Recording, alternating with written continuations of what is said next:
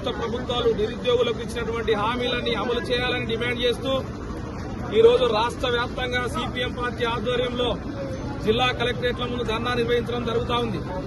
ముఖ్యంగా కేంద్రంలో ఉన్నటువంటి బీజేపీ సర్కారు యువత శక్తిని వాడుకోవడంలో పూర్తిగా నిర్వీర్యమవుతుంది. యువత చోదక శక్తిని ఈ దేశాభివృద్ధికి ఉపయోగించాల్సింది అందుకు విరుద్ధంగా ఈ దేశంలో పాలన కొనసాగిస్తూ ఉంది.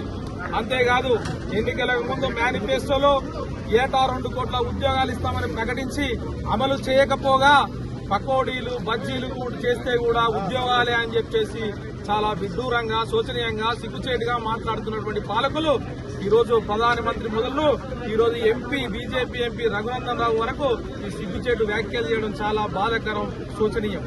అంతేకాదు ఇలా ప్రభుత్వ రంగ సంస్థల్లో కేంద్ర ప్రభుత్వం 10 లక్షల ఉద్యోగాలు భర్తీ చేయాల్సి ఉంది.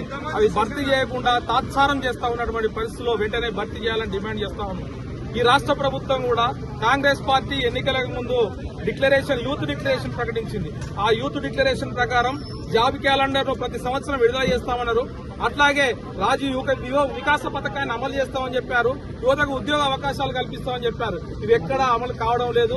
కేవలం 2 లక్షల ఉద్యోగాలు మాటలకే పరిమితం అయిపోయినటువంటి పరిస్థితి కనిపిస్తా ఉంది. కాబట్టి ఈ రాష్ట్రంలో ఉన్నటువంటి ప్రభుత్వ రంగాల్లో ఉన్నటువంటి ఖాళీ పోస్టులన్నీ కూడా వెంటనే భర్తీ చేసి నిరుద్యోగ యువతకు కూడా ఆదుకోవాలని చెప్పేసి కూడా సిపిఎం పార్టీగా డిమాండ్ చేస్తున్నాం.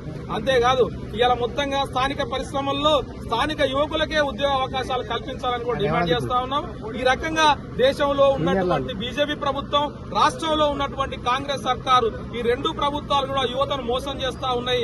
యువతను మోసం చేస్తా ఉంటే ఈ మధ్య కాలంలో అనేక ఉద్యమాలు కూడా వస్తున్నాయి. ఆ ఉద్యమాలను వక్రీకరిస్తూ అనేక మంది విపరీత అర్థాలు తీస్తున్నారు.